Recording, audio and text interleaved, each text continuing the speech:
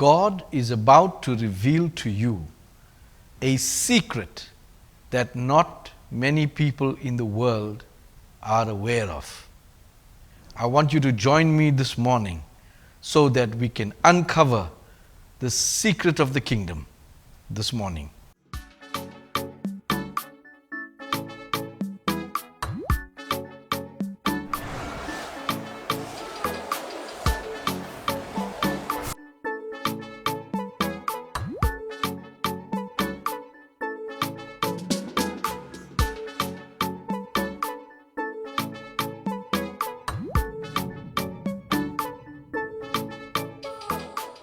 God bless you. Thank you for joining us. I want to ask all our committed viewers to please make sure that they share these messages to whichever platform that is available to them, so that God can do His work and speed up His coming. Last week I introduced you to the book of Jubilees. It is almost an exact copy of Genesis, except that it gives us more details of events that have taken place since the creation of life on earth and all the acts that have been performed by all the ancient patriarchs. And it is an entrusted copy to the Essenes, a copy which was found in the caves of Qumran. I want to read to you from the book of Jubilees, chapter 6. And this testimony is written concerning you, that you should observe it continually, so that you should not eat on any day any blood of beasts or birds or cattle during all the days of the earth. And the man who eats the blood of beasts or of cattle or of birds during all the days of the earth, he and his seed shall be rooted out of the land. Verse 13. And do thou command the children of Israel to eat no blood, so that their names and their seed may be before the Lord our God continually. And for this law there is no limit of days, for it is forever. Genesis 9:4 confirms this. But you shall not eat flesh with its life, that is, its blood. Deuteronomy 12 tells us more.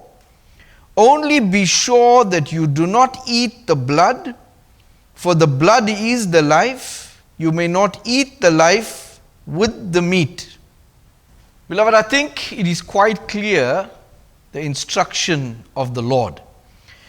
But I want to identify a specific word that I read to you, and that word is seed. I want to look at a brief description of what it is.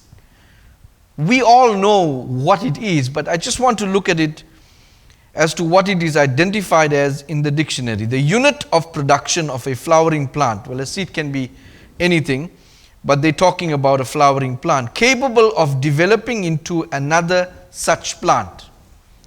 That's what a seed is. And so God is saying that in order for your children to remain the seed I made them, they must not eat the blood of an animal, because the life of the animal is in the blood. Now, I explained this in many sermons before, but I'm going to share with you once again what it really means. As you well know, that our life, our character, what spiritually we know as our spirit develops in us over a period of time. It is not our soul. And that spirit is housed in our USB, our DNA. And the animal has the same spirit. Animals have no souls. They have spirits. They have character. They have their life experience is all inside of them. That's how they learn tricks. When you teach a dog something, he inherits that wisdom of how to do something, and it's logged into his DNA. That forms part of his character. If you have to kill an animal and you drink the blood of that animal, you are drinking his character, and so polluting your seed, your DNA. And that is what God is forbidding. Because if you drink something or eat something with blood in it, it means that you're drinking the life, the character, or the spirit of that animal. It's coming into you, and your seed will be corrupted. So God is talking to Israel, and He's saying, make sure that you eat no blood, so that your seed, your children, can't be contaminated, and so that they can appear before me. This is a warning that God is giving to Israel. And as you can see, this warning wasn't given once. It was given several times. So there is a specific significance to this ordinance that God is giving to Israel. Now, I have written a book.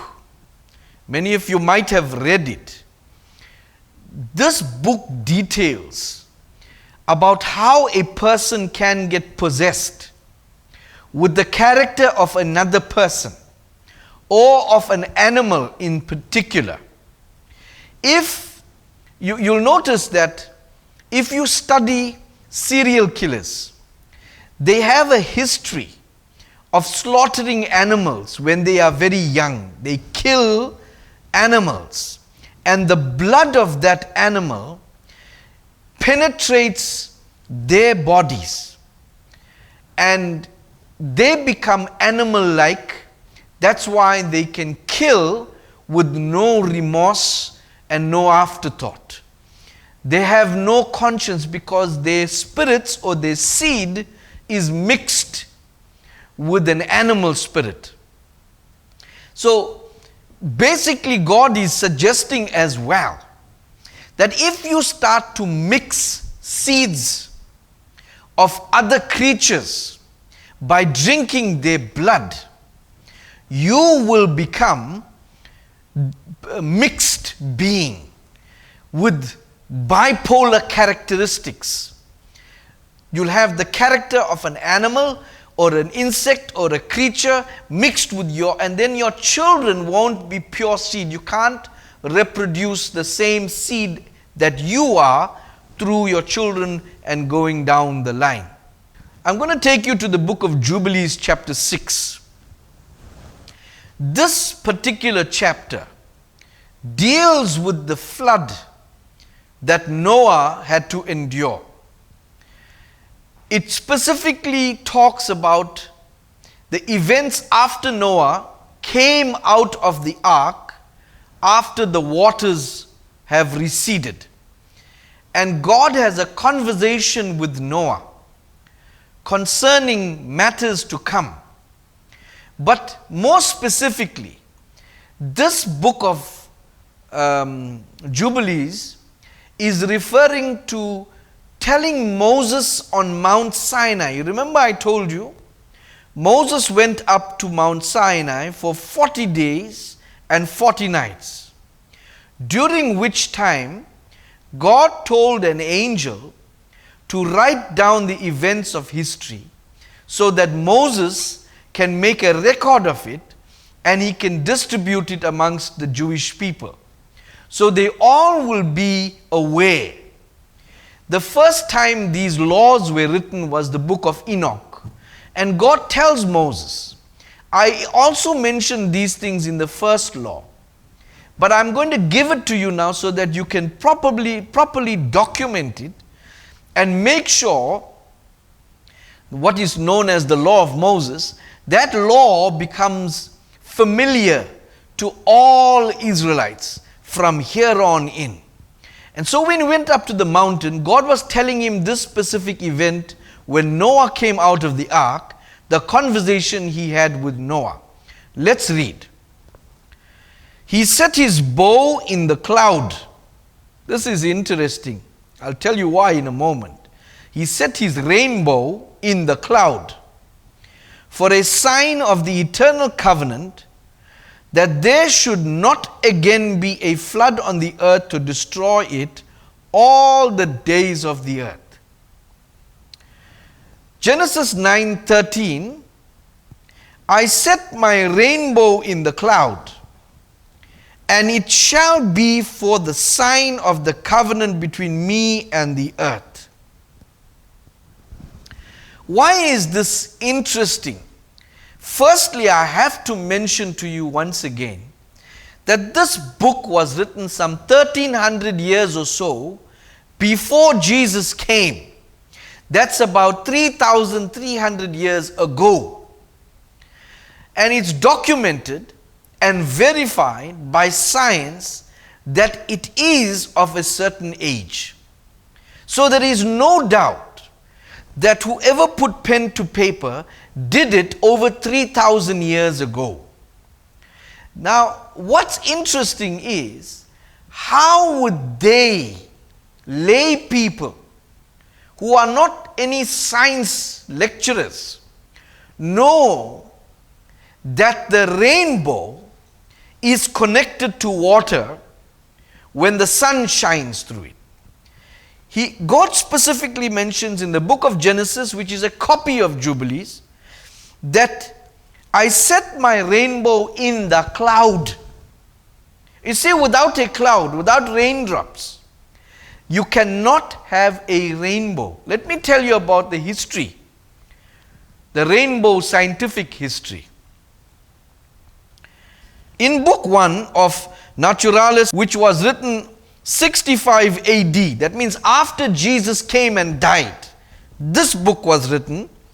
The Roman philosopher Seneca the Younger discusses various theories of the formation of rainbows extensively, including those of Aristotle.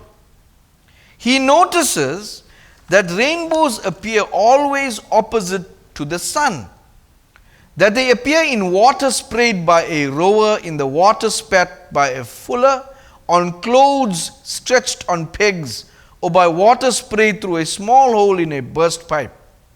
He even speaks of rainbows produced by small rods of glass, anticipating Newton's experience with prisms. This guy only came to have a basic understanding of how rainbows are formed. It's a basic, primitive understanding. But it happened 1300 years after God told this to Noah. Now, there's no other way that Moses or Noah could have known, because it was the first time that they sighted it in the sky. And it was only classified as caused by raindrops or water much later on. There is the first sign of faith that you need to understand, that our God orchestrates the secrets in heaven. But that's not the big secret. We're going to go forward now. Jubilees chapter 6. I'm going to read to you 17 and 18 in two parts. And God says, for this reason it is ordained and written on the heavenly tablets that they should celebrate the Feast of Weeks. Make a note of that. In this month, once a year, to renew the covenant each year. Genesis 8:4. And on the 17th day of the 7th month, the ark came to rest on the mountains of Ararat. Now we go back to Jubilees chapter 6 verse 18. And this whole festival was celebrated in heaven. Oh, that's a mighty declaration by God.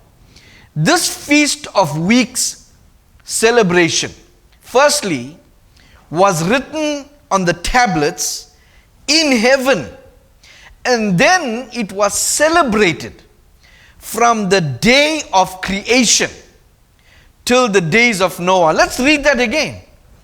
And this whole festival was celebrated in heaven from the day of creation till the days of Noah. That tells me that this event was preordained. God saw it happening before it even happened. In fact, before He put Adam there. And so heaven was celebrating that event. The destruction of all evil. Celebrating the rainbow way back in heaven. Let's continue. 26 jubilees, 1,335 years, and 5 weeks of years. And Noah and his sons observed it for 7 jubilees, 357 years, and 1 week of years, till the day of Noah's death.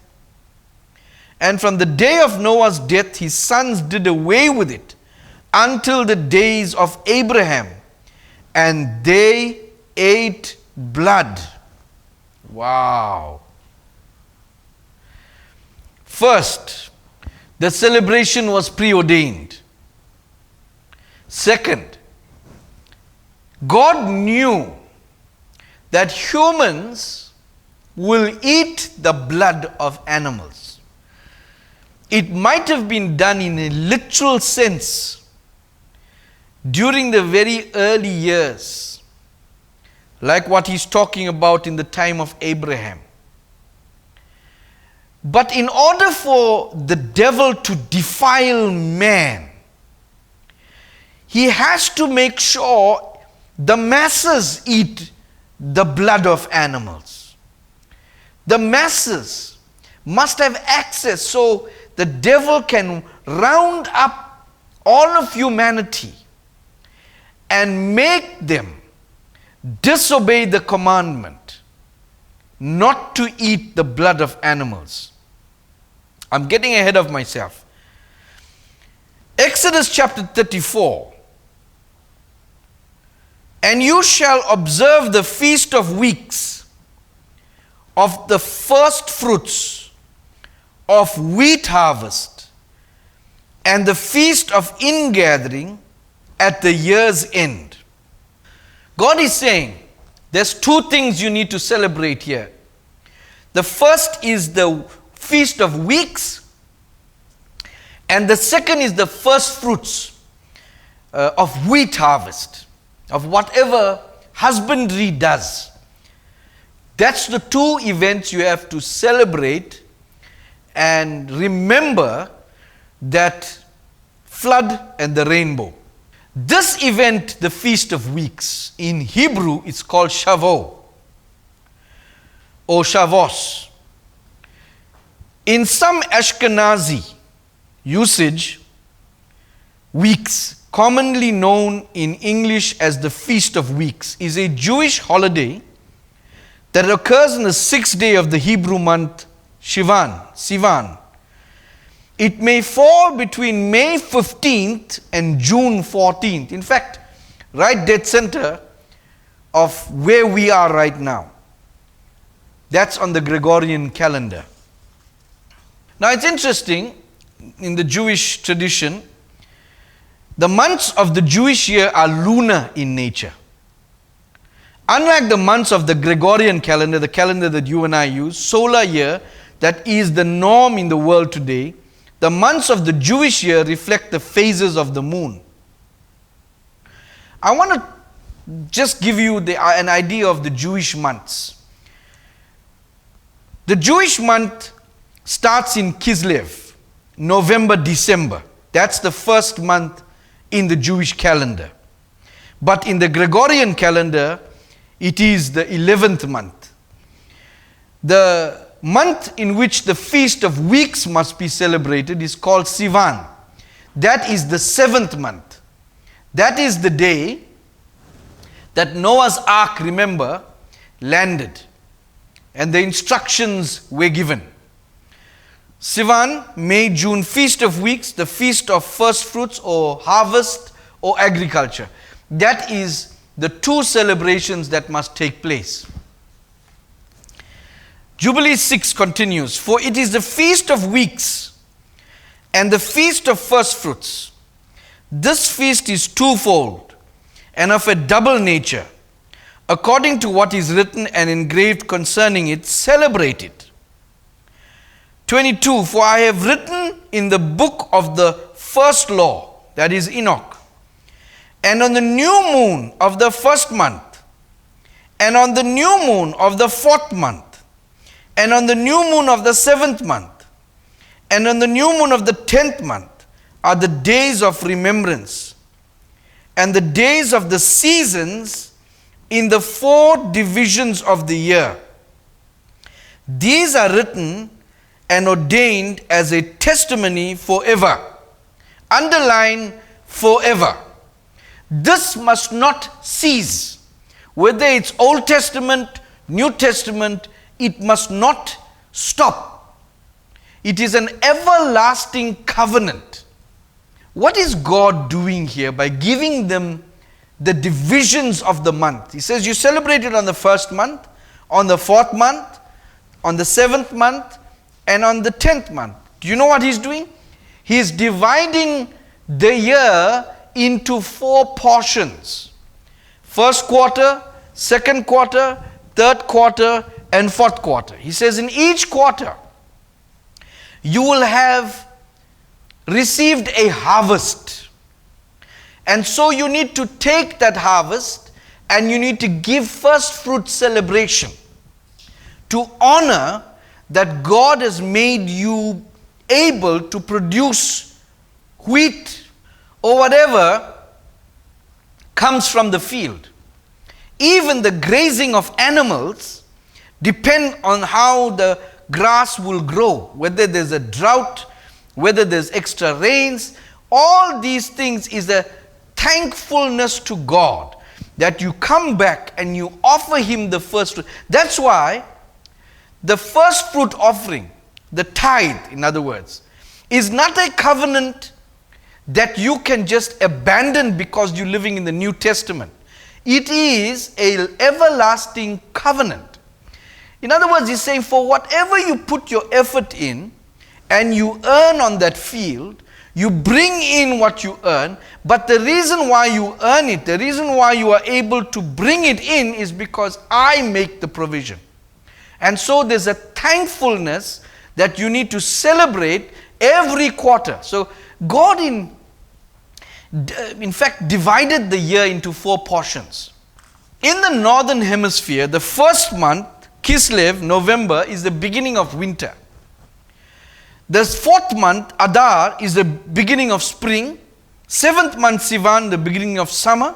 10th month, Elul, the beginning of autumn. Now that you know these months and how the year has to be broken down, the Gregorian calendar changed it and they made the first month January instead of November.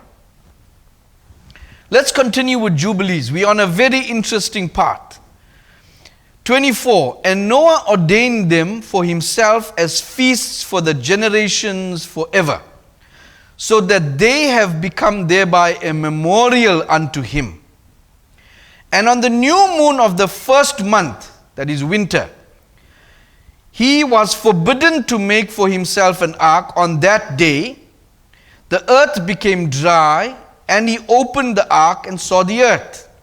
So on that particular day, when the Feast of Weeks were supposed to be celebrated, remember that heaven was already celebrating way before this happened. Noah didn't know that. But God told him, you cannot work on this day. This is a day that I have reserved. Only later on did Noah get advised what was this day all about. And on the new moon of the 4th month, the mouths of the depths of the abyss beneath were closed. And on the new moon of the 7th month, Sivan, all the mouths of the abyss of the earth were opened, and the waters began to descend into them. And on the new moon of the 10th month, autumn, the tops of the mountains were seen, and Noah was glad. Now, just something interesting, the old Jewish documents tell us that up to very recently, the Jewish people used to go up to the mountaintop to do this Feast of Weeks celebration, just like because Noah landed there, and they were threatened by the inhabitants, and so they stopped that festival. And on this account, he ordained them for himself as feasts for a memorial forever, and thus are they ordained. And they placed them on the heavenly tablets. Listen to this, this is so interesting. Each had 13 weeks. That means a season. That means 3 months. From one to another passed their memorial. From the first to the second, and from the second to the third, and from the third to the fourth. All the days of the commandments will be 52 weeks of days. Listen. 52 weeks, that's what the festival of the weeks are. God divided the year into 52 weeks. And it started when he gave Noah the order. He says, from now on, I want you to divide the year into 52 weeks, 52 sevens. He is the one, God himself, that gave Noah the wisdom to separate the months, to separate the seasons, and to give the number of weeks in a total year. In fact, that same number of weeks, 52, is what the Gregorian calendar uses now. That is the wisdom that they borrowed or stole from God himself. Let's read that again. And all the days of the commandments will be 52 weeks of days, and these will make the entire year complete. Thus it is engraven and ordained on the heavenly tablets. Listen, beloved, this is the birth of the calendar. This is the birth. These people, Copernicus came much later. They didn't know that it took 365 days or 52 weeks for the earth to go around the sun. They would not be able to know on their own unless God told them. The Gregorian calendar was much later, a carbon copy, except that they moved the dates around. Verse 31, and there is no neglecting this commandment for a single year or from year to year. So God is saying, the fact that I divided the year, the festival of the weeks, I do not want you to stop celebrating it. I do not want you to stop celebrating the feast of the first fruits. And command thou the children of Israel that they observe the years according to this reckoning. 364 days. My goodness. God was so accurate in telling how many days will make a year. And these will constitute a complete year. And they will not disturb its time from its days and from its feasts. For everything will fall out in them according to their testimony. And they will not leave out any day, nor disturb any feasts. This is the next line is so vital.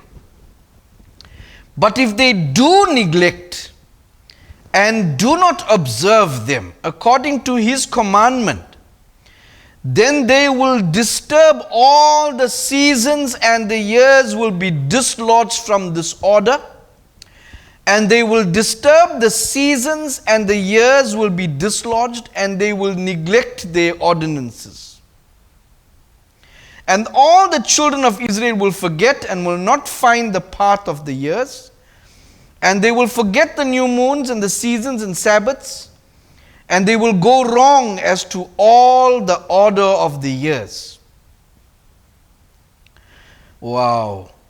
God is saying these ordinances that I'm giving you to celebrate the Feast of Weeks, that I created this calendar. Give me credit. Celebrate it. Give me my first fruit offering. If you don't do this, I am going to upset the seasons. I'm going to command the seasons to displace their order, because I am in charge of creating the seasons. Now, a geographic website tells us, as the world warms, the seasons are shifting. In the UK, it's often difficult to feel too worried about a longer summer. Although recently perhaps they've come with a disquieting feeling, a sense that something is amiss. Now, a new study by researchers at the University of Chinese Academy of Sciences in Beijing has confirmed it. As the world has warmed, the seasons have shifted. Let's stop there. In fact, they go on to say there's false springs, and crops are not yielding like how they used to yield, and they're dying early.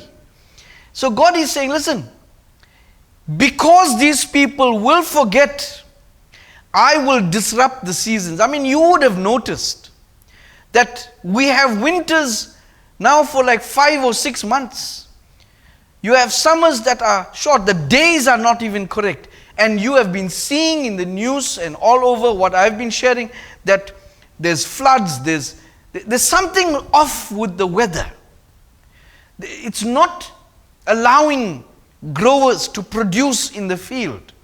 It's not allowing healthy production of crop, of grain, of wheat, besides the wars and all the other factors. There's something amiss with the soil. Climate change website tells us shifting season. The growing seasons are shifting. In other words, the seasons that you have to harvest, the wheat or whatever you plant, it's shifting. Spring is arriving earlier, winters are shorter, and the number of freezing days is declining. And it goes on. Changes in the timing of these events, spring thaw or songbirds migration, for example, can have adverse effects on the ecosystem, because different species may respond to different environmental cues, resulting in misalignment between species that may rely on one another. This is what the Kabbalah calls climate change.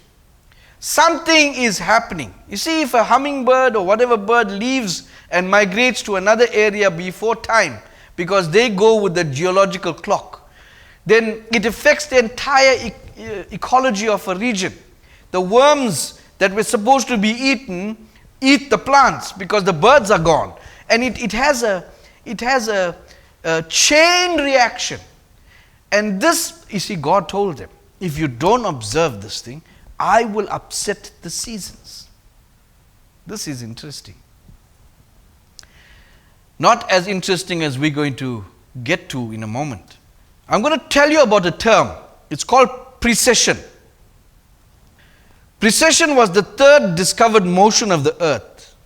And after the far more obvious daily rotation and annual revolution, precession is caused by the gravitational influence of the sun and the moon acting on the earth's equatorial bulge. Now, we all know that the moon affects the tides. But here we're learning of a term called precession. Precession means that the moon, being in a certain position, will affect how the earth turns and all the ecology associated with the earth. Precession is the force that allows the earth to move in a certain direction on a certain timeline, and it creates certain environment that revolves around seasons. And so the precession is very important. The moon's precession must stay constant, so that everything on earth stays constant. So God is saying, listen, I'm going to upset the order if you don't follow what I've told you. And when that order of seasons and growing and planting and everything changes, you're going to suffer the consequences. And the way I'm going to do that, you're going to look at the skies and see something is amiss. And that's why the Cabal elites, these Satan worshippers, are in a form of panic, because they want to cut down all sorts of things so that they preserve the planet until they can make a plan to get out of here. And so they're making these laws and rules. We'll get to that in a moment. But I want to tell you about the moon's influence. The Earth's axis is tilted at 23.5 degrees from the ecliptic. That angle is responsible for the seasons. Without the moon's pull, precession would be even slower, but it would be larger. Larger precession means a greater season change in the tilt of the Earth's axis, which means that the nature of the seasons would change. Wow. God has great power, beloved. Jubilee 6. For there will be those who will assuredly make observations of the moon. God is saying there's going to come a time when they start to make observations. How it disturbs the seasons and how comes in from year to year 10 days too soon. For this reason the years will come upon them when they will disturb the order. For this reason I command and testify to thee, that thou mayest testify to them. For after thy death thy children will disturb them, so that they will not make the year 364 days only. And for this reason they will go wrong as to the new moons and seasons and Sabbaths and festivals, and they will eat all kinds of blood with all kinds of flesh. Beloved, yes, we're going to get to that in a moment. But God is saying, man, that if you interfere with the number of days that I have dedicated, 364, do you know what they did? They altered it to 365 and a half. God says they're going to do that.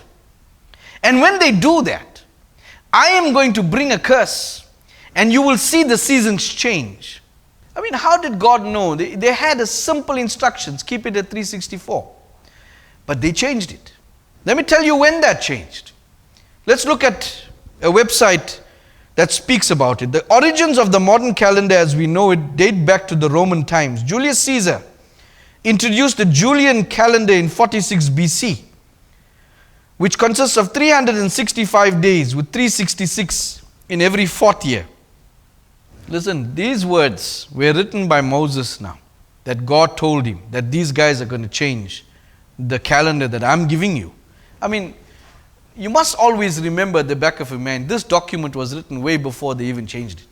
But it happened just after Jesus died. They changed the calendar. You know, all these things I'm telling you about how God controls things and how He prophesies things and how correct He is, how organized He is, how well thought of, how much He has the world, the earth in His hands. That should give you confidence. It should be able to build your faith. You see, more knowledge gives you more power. And as you learn and absorb and understand the depth of God, the ability for Him to have, even with the devil running around and trying to confuse things, He even controls the events that seem out of His hand. That's why, you know, even in your personal life and my life, the enemy might regard us as just little ants. But to God, especially when you are a God-conscious person, you are a special design. He knows you by name, every hair on your head He knows. He knows the marriage issues that you're going through. He knows the financial stress that you are under. He knows everything. And listen, He has worked out a way for you if you love Him. He has His plan in the palm of His hand for you. You just have to commit your life to Him Do what He says, and He will make a way for you. Even when your back is against the wall, He understands the loneliness you might feel. He understands the pressure, the pain that your heart is having right now. And so God is making a way for you. I want you to have faith by just listening to the authority of God over the things that have happened and are even happening now that He knew all about. Genesis 9:20, and Noah began to be a husbandman, and he planted a vineyard. Do you see that? That's the same profession that Adam was. It's the same profession that happened, that the children were, Cain and Abel. It's the same profession that even Isaac and Jacob were. So what I'm saying to you, beloved, is that this husbandry, this planting, reaping, harvesting, it has a special place in the devil's heart to corrupt the plan of God. So let's see what God gave warnings to Moses about. First He says they will change the calendar, which they have done. Then He says they will eat blood. Then He says, and the moon alters its position.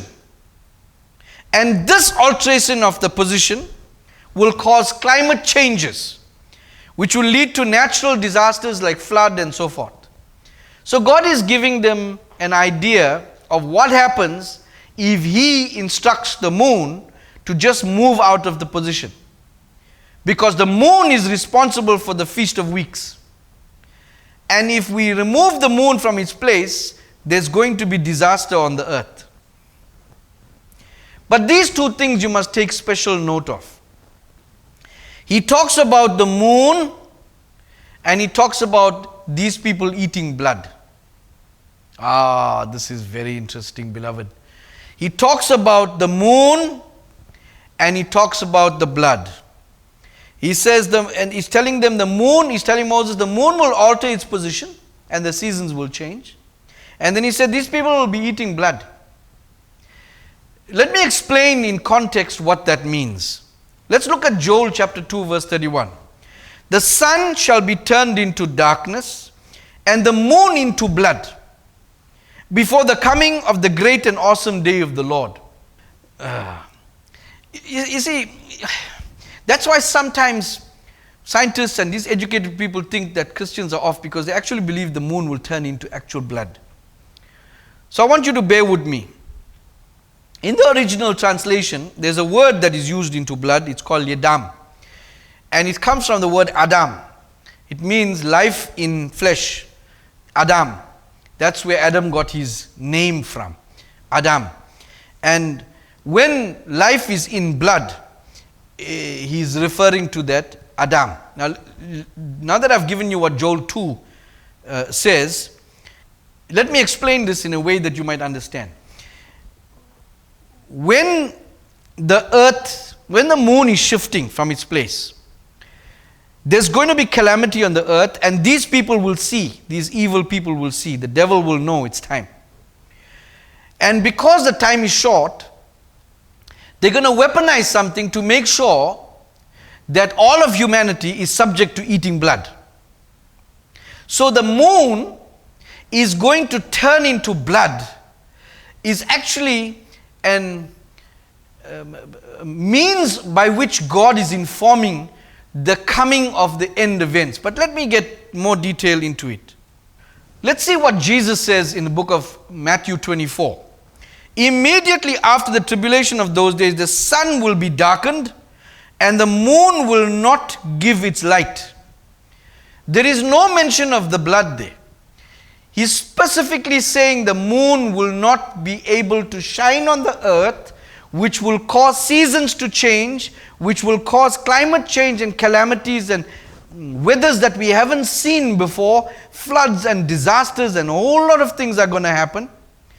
So he's telling us that, listen, this is not the moon into blood. He's explaining it. Revelations tell us further, 6:12, I looked when he opened the sixth seal, and behold, there was a great earthquake, and the sun became black as sackcloth of hair, and the moon became like blood.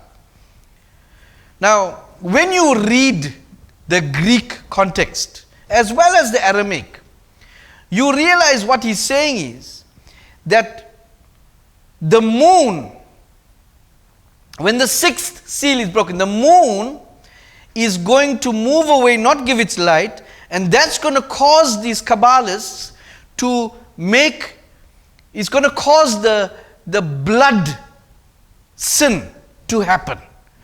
So the moon turning into blood or being like blood, it actually means that moving away of the moon, God is going to move the moon from its position.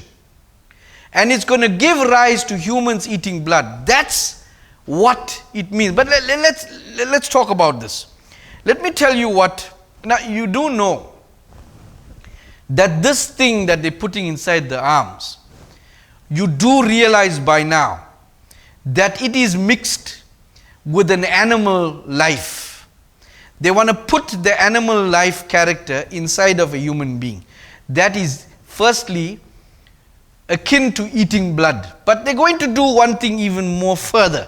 Let's listen to the CEO, this Bola man, the same man who didn't want to do that to himself first. He said he doesn't want to do it to himself and his family. He wants to give everybody an opportunity. He doesn't want it to get finished.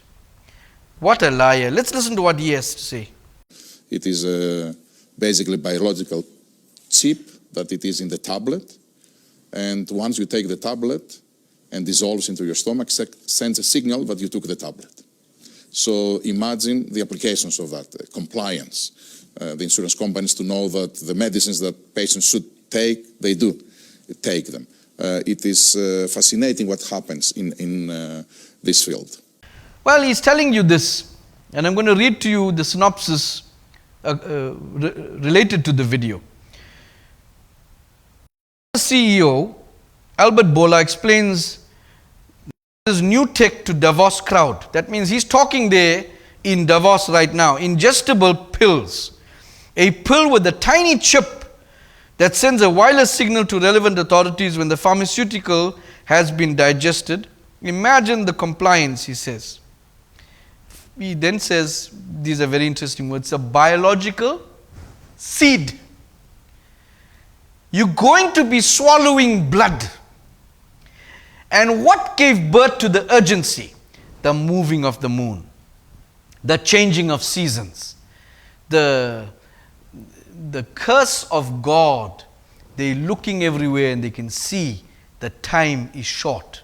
So they're spearheading and they're feeling they need to move fast now to contaminate most or all of humanity if that's possible. And Jesus says, listen, when he was speaking, you remember I played to you or read to you before, he says, listen, this generation, this seed, this human seed, this human genome, genetics, will not change until I come. Not everybody is going to change, but the devil will change as many as he can, especially if there's ignorance involved. A News Punch article tells us this: the Great Reset, UN joins World Economic Forum to ban oil, gas and coal use. These two guys traipsing around the world and they're joining together forces. I mean, we all know that they're all one organization.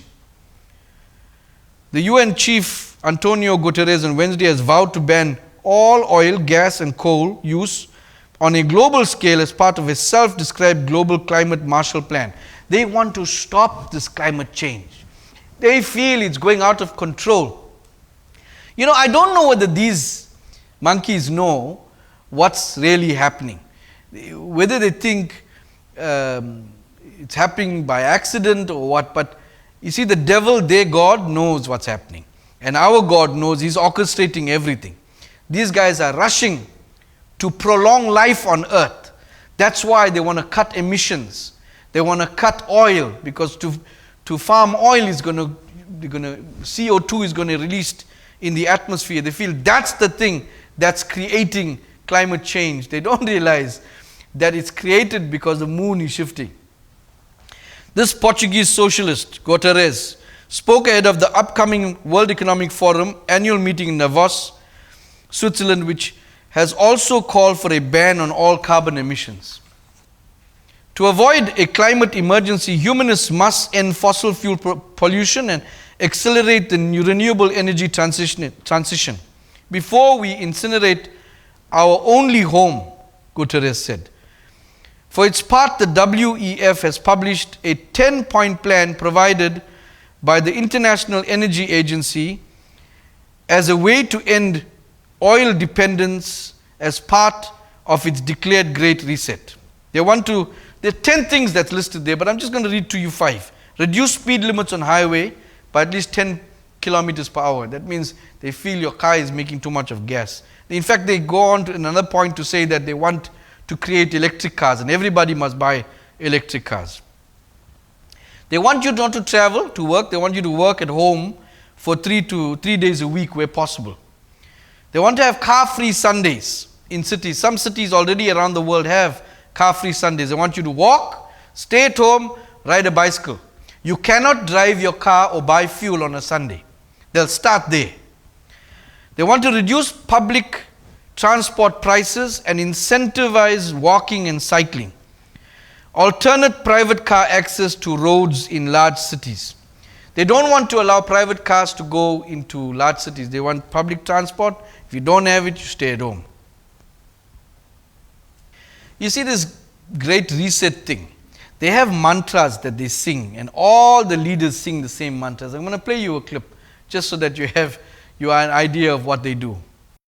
Has provided an opportunity for a reset. It is called the Great Reset. Why are they so suspicious of institutions? But as we try to build back from this global... Joe Biden calls it Build Back Better. Build back better. Building back better. To do things differently. To build back better. We're going to build it back better. And build it back better. To my plan to build back better. This is an organisation that profits from famine and disease, known as the World Economic Forum. With everything falling apart, we can reshape the world in ways we couldn't before. Ways that better address so many of the challenges we face. And that's why so many are calling for a great reset. This organisation pushes fear and tragedies to further its own agenda. We know now that the next crisis is already waiting for us around the corner. One that will dictate what you own, what you eat, what you think, under the guise of a sustainable future. With climate change set to dwarf the damage caused by the message from 2020 should be abundantly clear. Capitalism, as we know it, is dead. And when someone calls this a conspiracy theory, they don't realise that the information is right under their nose. We want to be a very transparent organization. There's 2 things to take note of here. The first was build back better. It's like a mantra. That's the Great Reset message. They want to convince the world to accept what they want to do so that we can build the world better. The other part of that clip, you can see that it's like all the news channels, they have like exact words, like they got a script from a head office somewhere, and no matter which part of the world these news media outlets are, they are getting their news readers to read the exact same words. COVID-19 plagued our television screens, social media timelines, radios, and the newspapers. For the first time in a long time, or at least since the dawn of the climate scare, the entire human race was told that they were facing the same threat and was tasked to work together to put an end to it. Millions of Americans staying at home are relying on Amazon. Millions of Americans staying at home are relying on Amazon. That's why you cannot trust the mainstream media. In fact, just recently, I was reading an article that South Africa's favorite Leanne Manus got knighted by a Frenchman, Emmanuel Macron. And we know that he's a mascot of the World Economic Forum. And this woman was educated in the Cabal country, Trinity College London. They do that. They educate, even politicians were educated all in that area of the world. They educate them, they bring them to take control, but the massa is still in Britain. Now you'll remember when we had this, the only person who was making a lot of money more than anybody else was Amazon. And Jeff Bezos owns Amazon. He made a killing during that period, and he's still doing so now. And so they probably obligated him. An article tells us that he contributed 10 billion to the Great Reset, the Save the Planet project. He's got a project called the Earth Fund, and it's touted by the WEF. That same Earth Fund is Save the Planet.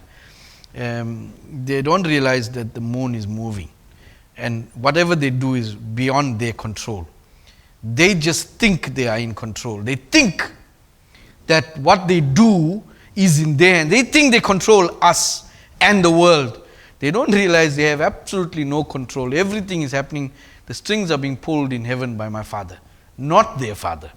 The Tribune India tells us, control oil and you control the nations. Control food and you control people. Henry Kissinger wrote that. And you know Henry Kissinger was a eugenist.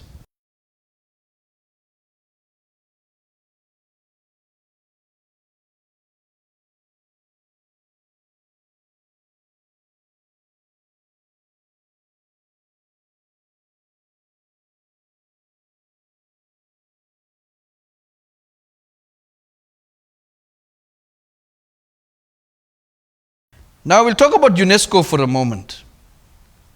It's a United Nations educational, scientific and cultural organization. It's part of the United Nations, which also is in partnership now, as we saw before, with the WEF. But the founder of UNESCO, the one that founded it in 1945, let's read about him. The founder of UNESCO, Julian Huxley, the organization from the UN, made it very clear that they have believed in a one world government under the United Nations from the very beginning, and they do not believe in democracy. Let's learn a little bit about Huxley. Sir Julian Huxley, he was even knighted, was an English evolutionary biologist, eugenist, and internationalist. He was a proponent of natural selection and a leading figure in the mid-20th century modern synthesis. He was a secretary of the Zoological Society of London, the first director of UNESCO, a founding member of the World Wildlife Fund, the president of the British Eugenics Society, and the first president of the British Humanist Association. Now, eugenics, I taught you this before, is a set of beliefs and practices that aim to improve the genetic quality of a human population, historically by excluding people and groups judged to be inferior. So they wanted only the survival of the rich. They wanted to kill blacks. I mean, they've been doing it for very long. When you're non-white, that's what they believe, the eugenists. They believe that if you are non-white, you are inferior. Now, these people are alarmed that there's going to be food shortage. Some of them they're creating for their own reasons and agenda. United Nations Guterres says this. The United Nations Food and Agriculture Organization has warned the world is facing a potential food crisis with soaring prices and millions in danger of severe hunger. It comes as the war in Ukraine threatens supply of key staple crops. The prospect that the Black Sea grain trade will be permanently affected or that entire regions may not be cultivated, the UN agency says, is fueling speculation, given that Russian and Ukrainian plains account for 7% of world production but 24% of grain exports. Ukraine may not be able to gather in their harvest, and Russia is under sanctions. Food, fuel, and fertilizer prices are skyrocketing. Supply chains are being disrupted, and the costs and delays of transportation of imported goods, when available, are at record levels. And all of this is hitting the poorest, the hardest, and planting the seeds for political instability and unrest around the globe. And that unrest is already happening. In Sudan, thousands protested in the capital and several other cities against a rapid deterioration in living conditions, including a sharp rise in the price of bread. On Sunday, the main food staple for most Sudanese rose by more than 40%. In America, there's also a baby formula shortage. I don't know if you've seen that. But store shelves in the United States are running out of infant and toddler formula. The tracking firm Data Assembly reports there's 43% less of it nationwide. Supply chain problems started the trouble, and a factory closure in Michigan made it worse. Abbott Nutrition, maker of the popular Similac brand, halted production after several babies got sick and 2 died after drinking possibly contaminated formula. The government investigated and found no further danger, but the company says it will be weeks before production resumes. In India, these people are struggling. They're losing power. They can't get. It's not shown much in the news, but like ESCOM in South Africa, they're cutting the power. These people can't produce goods. Then in Sri Lanka president, poor guy, came on air recently and he says, we got no money in the bank, we don't have any dollars. If you guys got dollars in the community, can you please put it in the bank so the bank will have money? They are bankrupt. They can't produce. There's no fuel. Watch this. Well, I would say the last administration is to blame. And they've run down the economy. We've come to a point where we are bankrupt, which has never happened to Sri Lanka before. We have no dollars, we have no rupees. Another article tells us Shanghai is starving. You know, there's 25 million people in Shanghai are in lockdown. They cannot come out of their houses because of this disease. For weeks, the streets of Shanghai have been empty. Supermarkets are shut. Delivery workers that would normally be weaving their way through the city are nowhere to be seen. Social media is full of cries for help and complaints about a lack of food. Some videos show unrest in neighborhoods where people are desperate to find food. And in one unverified video, people are even seen looting a supermarket. Authorities are scrambling to deliver supplies, but there are huge problems. Their ships, they have containers full of food that cannot leave the port and it's going to rot in there. And the world relies on Chinese exports of goods and services that they cannot get anymore because these ports are on lockdown. Well, the ports, you can imagine, are probably stacking up. Containers are definitely stacking up.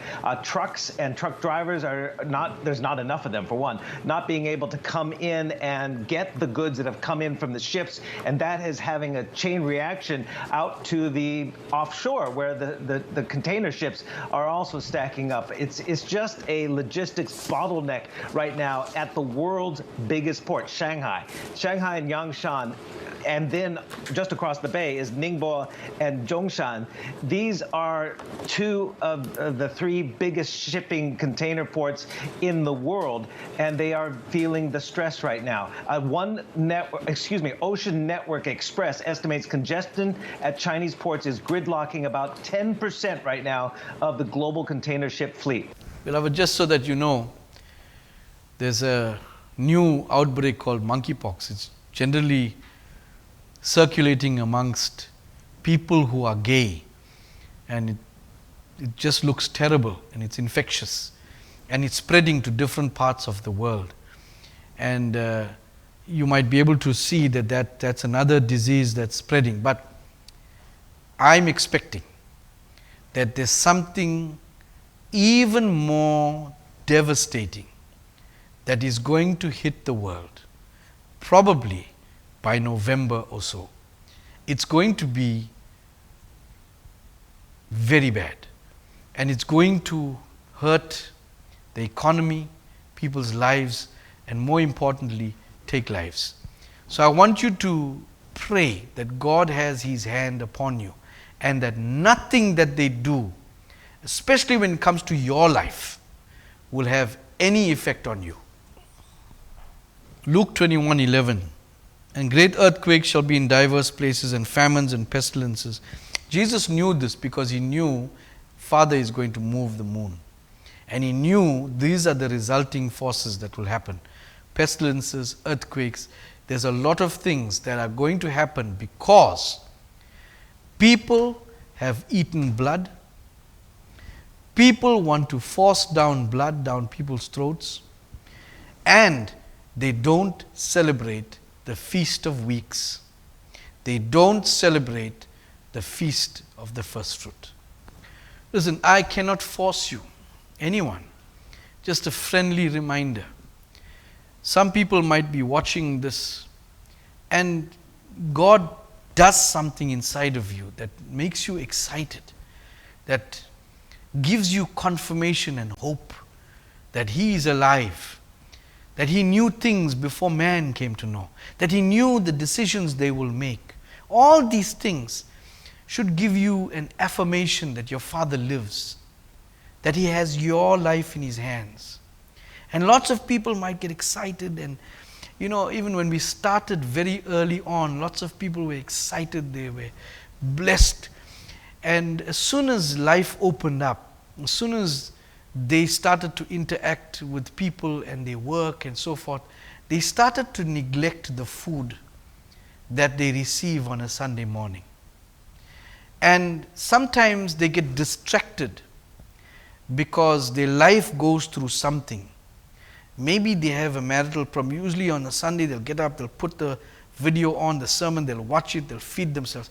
But there comes a time when people go through issues, marriage problems, maybe they don't have enough money for their bond, and the problems weigh on them. And they come on a Sunday morning, they don't feel like listening, in fact they neglect it. But that's where your food comes from. Maybe you're having home issues, you're renting, you have to move out. I don't know what the issues are, but you start to, not that you don't love God, you just start to pull away. That's what the devil wants. And so the strength that you should be getting from the knowledge, you don't have, you lack it. And that's why you won't have the impetus to go to the next day without getting depressed.